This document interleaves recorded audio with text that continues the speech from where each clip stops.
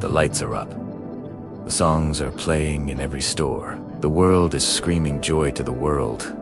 But inside, you feel silence.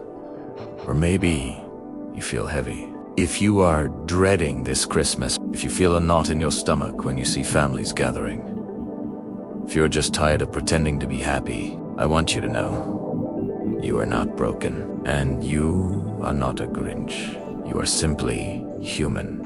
Welcome to a space where you don't have to wear a mask.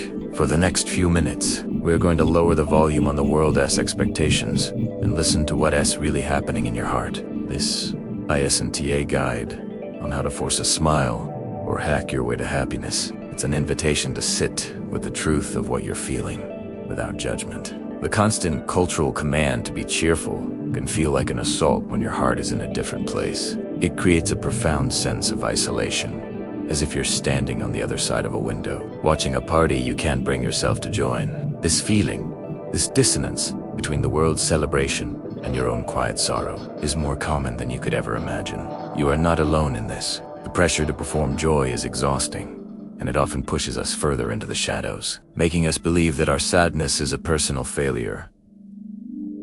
But it's not. It is simply a season of the heart, just as winter is a season of the earth. So let's step away from the noise, just for a little while, and explore why it's not only okay to feel sad during the holidays, but perhaps even necessary. Psychologists call it the tyranny of positivity. It's the immense social pressure that dictates we must be happy in December. And ironically, this pressure is exactly what creates anxiety. When your internal reality sadness, grief fatigue doesn't match the external expectation joy. Party's energy, it creates a psychological conflict called dissonance. Your brain gets exhausted trying to bridge that gap. It's like trying to sing along to a song when you know the words, and you ain't even hear the melody. Clearly, this struggle isn't a sign of weakness. It is a sign that you're being asked to do something unnatural, to deny your own authentic experience. Maybe you are grieving. The empty chair syndrome is real. When you look at the Christmas table, you don't see who is there. You see who is missing. The nostalgia of Christmas acts like a magnifying glass for loss, amplifying the memories and the absence until they fill the entire room. Every tradition, every song, every scent can become a painful reminder of what or who is gone. The world moves on, but grief has its own timetable. It doesn't respect the calendar. Or maybe you're just burnt out. You survived a hard year, and now you're expected to perform happiness on command. The end of the year isn't always a finish line we cross with energy to spare. Sometimes we crawl towards it, depleted. And that's okay. It's okay to admit that you are tired. Your body and soul are simply asking for rest, not a party. Here is the truth. Sadness is not a sin. Grief is not a lack of faith. Nostalgia is just love that has nowhere to go. In fact, if we look closely, the feeling of heaviness might actually be closer to the true spirit of Christmas than the plastic smiles we see on TV. The original story of Christmas is not one of flawless joy. It's a story of a long, hard journey, of finding no room at the inn, of a birth in humble, difficult circumstances. It's a story that begins in the dark. It acknowledges that hope often appears not in the absence of hardship, but right in the middle of it. Your sadness does not contradict the meaning of this season. In many ways, it resonates with its deepest, most authentic core. Before we go deeper, I want to give you permission. Permission to say no to invitations that feel draining. Permission to turn off the music if it hurts. Permission to cry if you need to. Permission to skip traditions that are too painful this year. Permission to just be. You don't have to fix your heart today. You don't have to solve your sadness. You just have to be kind to it. Let's take a breath together. Inhale slowly and exhale. In this quiet space, let's talk about what we can do, not to erase the sadness, but to make room for it, to honor it. The first step is to redefine what a successful holiday looks like for you right now. It doesn't have to be a big, loud celebration. It could be a quiet evening with a book and a warm cup of tea. It could be watching a movie that makes you feel understood. It could be writing a letter to the person you miss. It could be a solitary walk in the cold, crisp air just noticing the way your breath looks in the frost. Create your own rituals, a ritual of remembrance, of quiet, of self-compassion. Maybe you light a single candle not for celebration, but for acknowledgement. Acknowledging the pain, acknowledging the love, acknowledging that you are still here, surviving. This is an act of profound strength.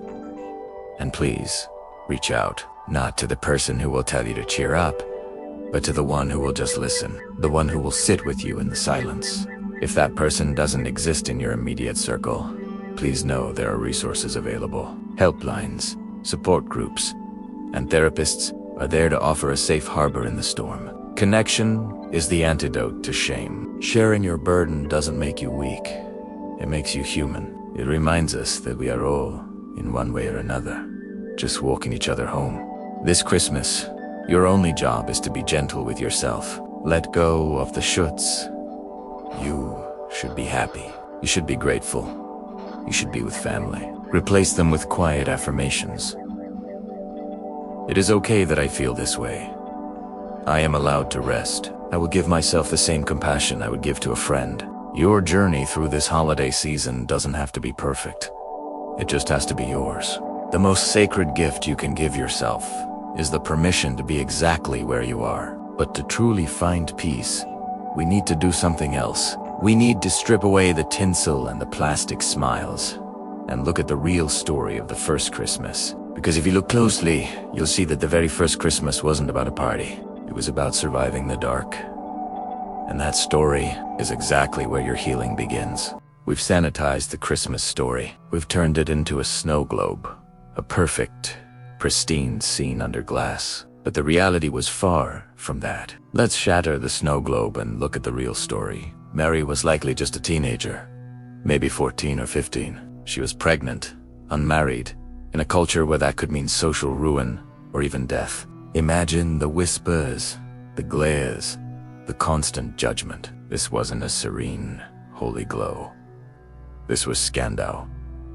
Tease was fear. And then there's Joseph, a simple man, a craftsman, suddenly tasked with protecting a family under the most extraordinary and stressful circumstances. He had no resources, no powerful connections. He was just a man facing the immense burden of protecting his young wife and an unborn child that was Unity's, a child he believed was from God. The weight of that responsibility must have been crushing. He had to trust a dream, a whisper from the divine, and stake his entire life, his reputation, and his family as his safety on Italiana. Their journey to Bethlehem wasn't a festive holiday road trip. It was a 90-mile trek. That's about the distance from New York City to Philadelphia. Not in a comfortable car, not even on a well-paved road. They walked through rugged, dusty terrain. Mary, heavily pregnant, likely in her 3rd trimester. Think about the physical exhaustion, the aching feet, to bike pain, the constant discomfort. Every step would have been a labor. And the anxiety. Traveling in those days was dangerous. Bandits were a real threat on lonely roads. There were no hotels, no rest stops. They were vulnerable, exposed. Every shadow could hide a threat. The fear of the unknown, the uncertainty of where they would sleep, if they would be safe, if the baby would come on the road. This was their reality. It wasn't a silent night. It was a journey filled with the noise of worry and the grit of survival. This wasn't a story of placid faith, but of faith forged in the fire of hardship, exhaustion, and real-world fear. We talk about the star guiding them, but we forget the darkness it was shining in. After that grueling 90-mile journey on foot, exhausted, desperate, with Mary on the verge of labor, they finally arrive in Bethlehem. And what happens? They are met with rejection. No room for them in the inn. Let's pause and think about what that feels like. Not just a simple, sorry, we're full. This was a profound rejection at their most vulnerable moment. Imagine knocking on door after door, your pregnant wife leaning on you, her breathing heavy. You're a stranger in a town teeming with people, all there for the Roman census. You're not from a powerful family. You have no status. You're just another face in the crowd, a burden. To be told no, over and over again, isn't just an inconvenience. It's a deep psychological blow. It says, you don't belong here. We have no space for you.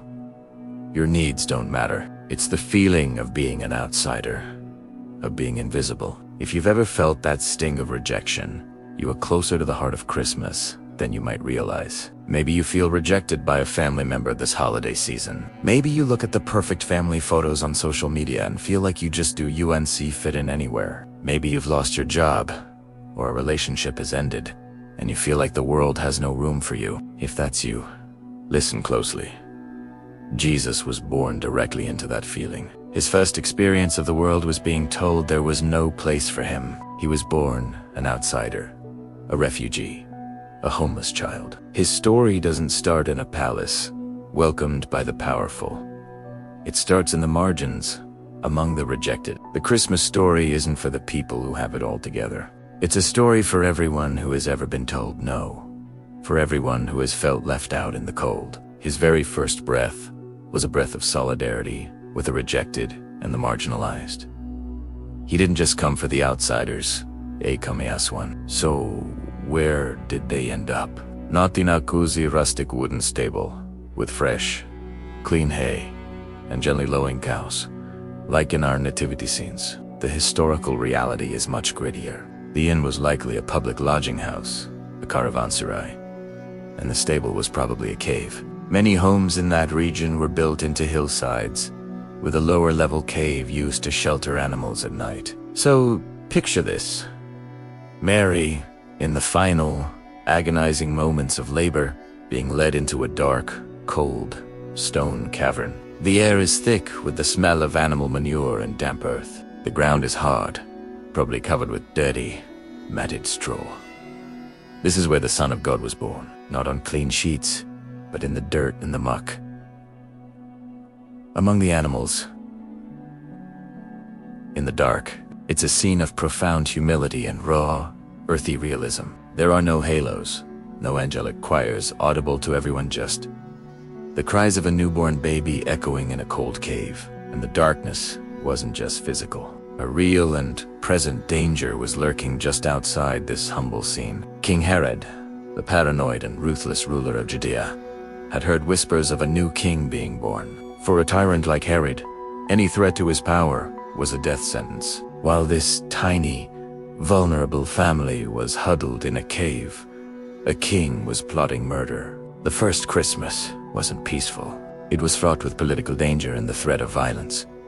It was a story of survival against the odds. Why does all this darkness matter? Why is it so important to see the grit and the grime of the first Christmas? Because it means that God didn't wait for the world to be perfect before showing up.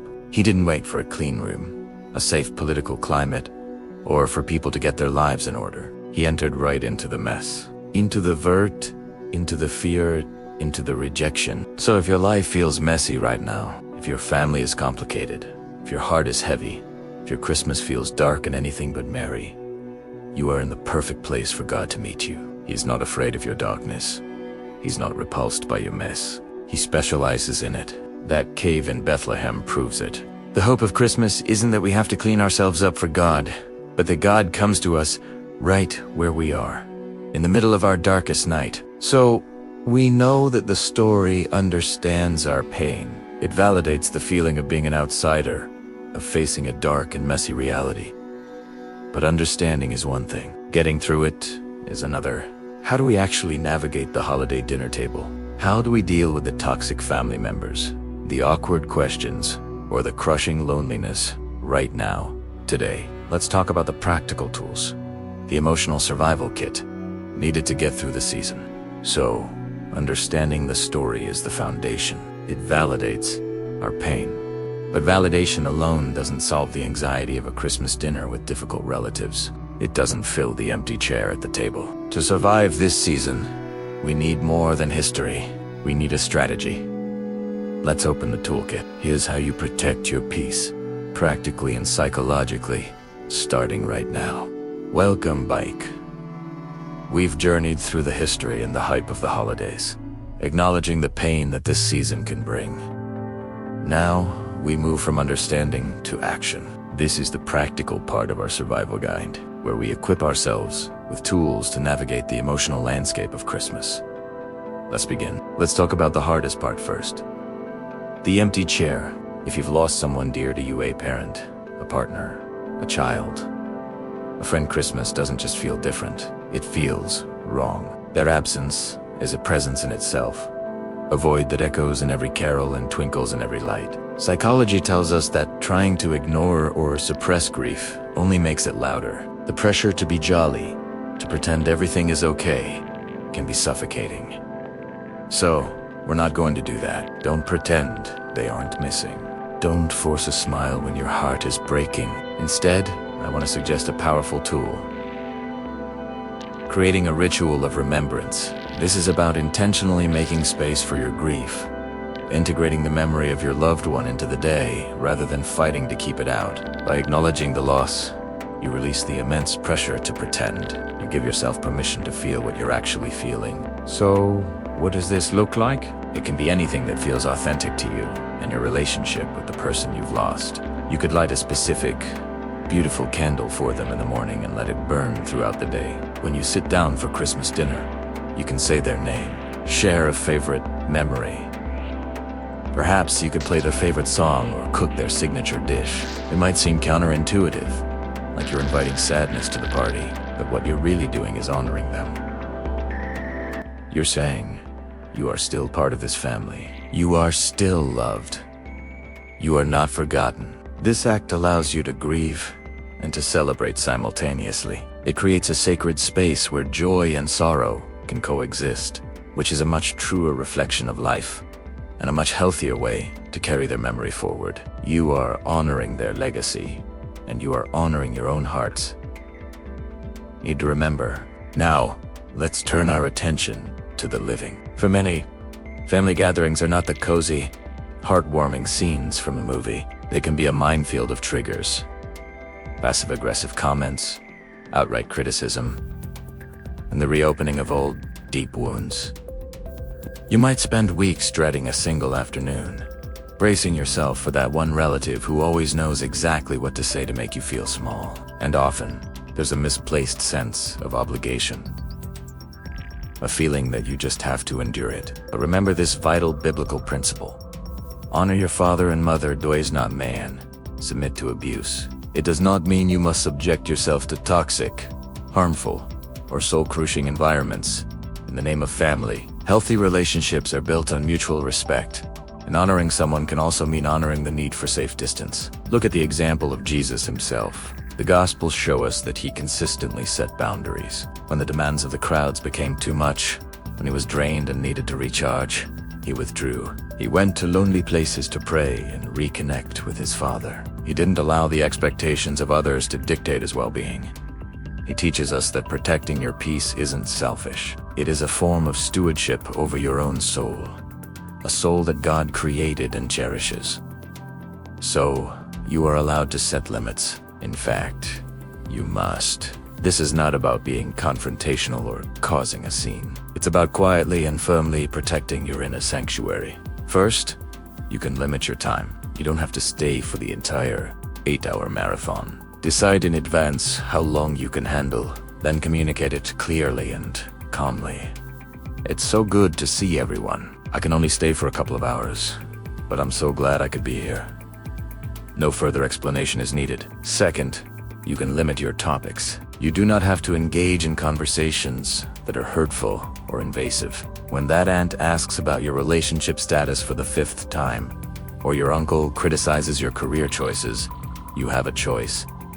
You don't have to defend yourself. You can have a prepared, gentler redirect. Something like, I'd rather not talk about that today, but I was hoping you could tell me more about your recent trip, or even simpler, that's not something I'm discussing right now. How about this amazing food? You are controlling the conversational traffic. You are the gatekeeper of your own heart. Setting these boundaries is an act of profound self-respect and courage.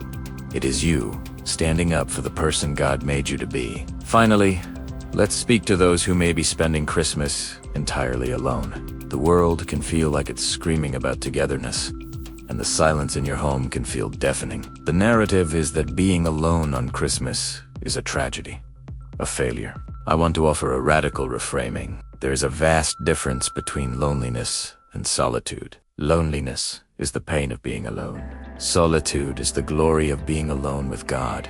Your circumstances may have placed you in a position of physical isolation, but this does not have to be a prison. It can be a sanctuary. Instead of focusing on what you're missing, on the parties you're not at, I invite you to see this as a rare and precious opportunity. This is a chance to disconnect from the overwhelming noise of the world and reconnect with the signal of your own heart, and the still, small voice of God. Use this quiet time with intention. Turn off the endless scroll of social media that shows you everyone else's highlight reel.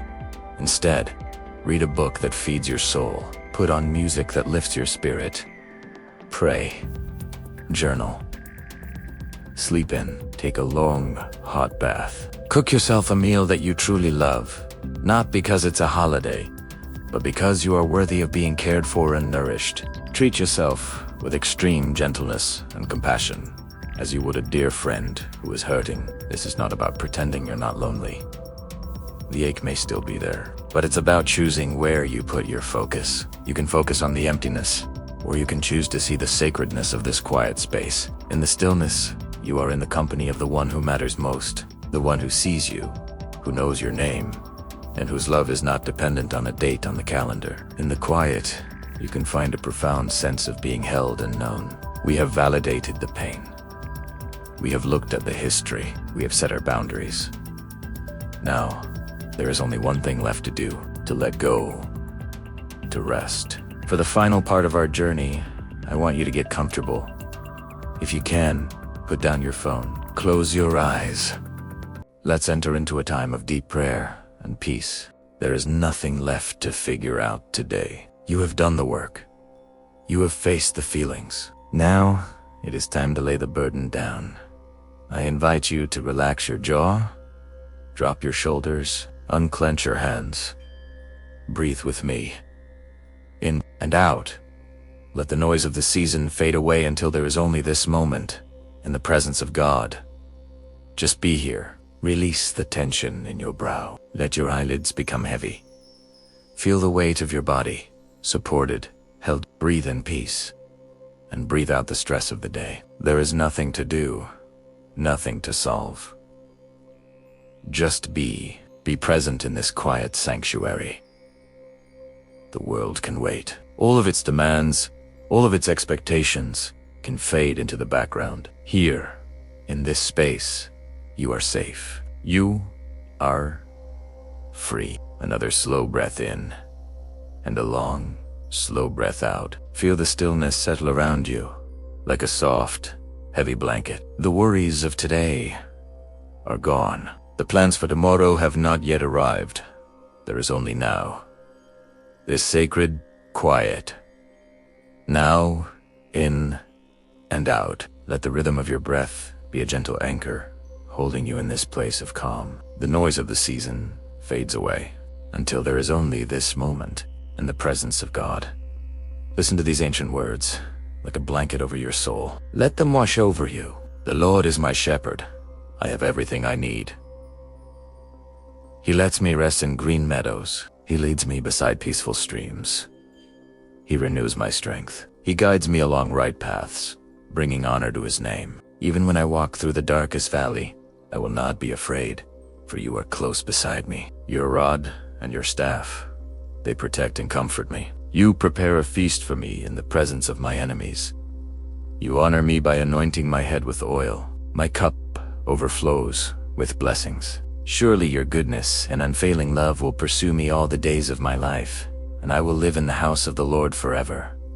The Lord is close to the brokenhearted. He rescues those whose spirits are crushed. He heals the brokenhearted and bandages their wounds. Let these words settle in your chest. Breathe them in. You are held. You are known. You are seen. These are not just words on a page. They are a promise whispered to the deepest part of you. In your weariness, you are given rest. In your fear, you are given comfort. In your confusion, you are given guidance. You are not alone in the dark valley. He is close beside you. His presence is a shield. Feel that truth deep in your bones. The God of the universe is close to you, right now, in your brokenness. He is not distant. He is not disappointed. He is near. He is rescuing you, even now, as you breathe. Let this assurance sink into your heart. You are held. You are known. You are deeply and completely loved. Let's pray together. God, tonight I bring you my heavy heart. For everything I miss. For the traditions that are gone. For the feelings of nostalgia that ache. Bring me comfort. Let your presence be the warmth I long for. For everyone I miss. For the faces I can't see. For the hands I can't hold. Keep them close to you. Surround them with your protection and your peace. Let them feel my love across the distance, and let them feel yours even more. For the tears I haven't cried, the ones lodged deep in my throat, let them flow. Give me permission to grieve, to feel, to be honest in this safe space with you. For the anxiety of tomorrow, for all the what-ifs and the I trade it for your peace tonight. I release my grip on what I cannot control and I place it into your hands. Silence the world outside and amplify your love inside. Help me to hear your still, small voice above all the noise. I am safe. Era, I am held. Era, I am loved here. I can rest here, amen. As you drift into rest, remember, Christmas is not about the noise. It is not about perfection. It is not about performance. It is about the Prince of Peace entering the chaos. He is with you in the quiet. He meets you in the stillness. He finds you in the lonely places. His presence is the greatest gift. He is with you now. As you drift, let go. Let go of the pressure. Let go of the hurt. Let go of the day. Surrender to this moment of peace. You have done enough.